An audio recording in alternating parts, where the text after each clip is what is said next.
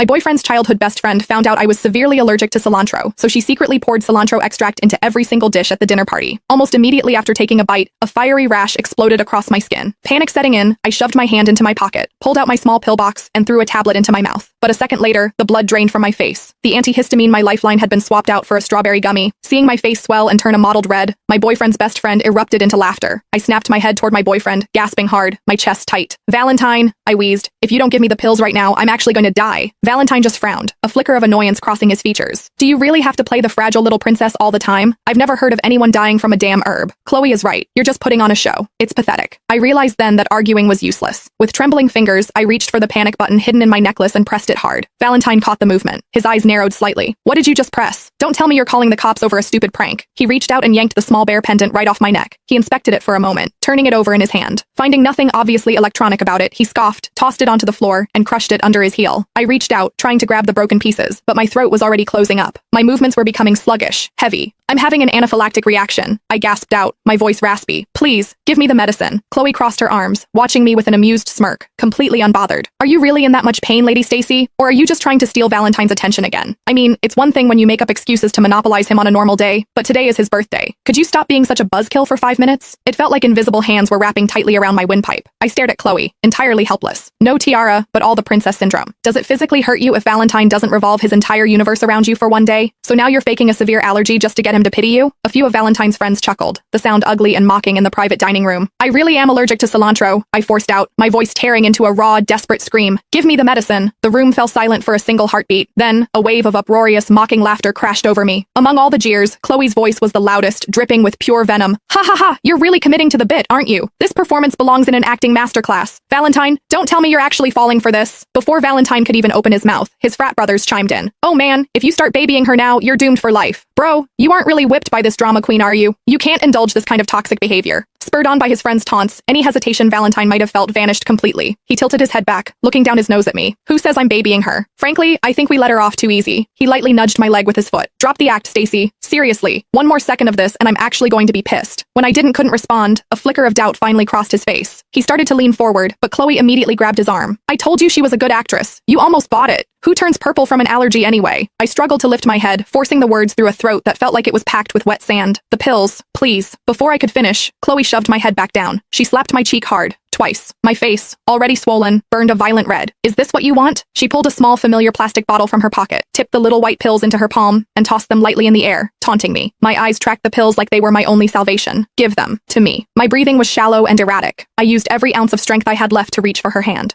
But just as my fingers grazed the plastic,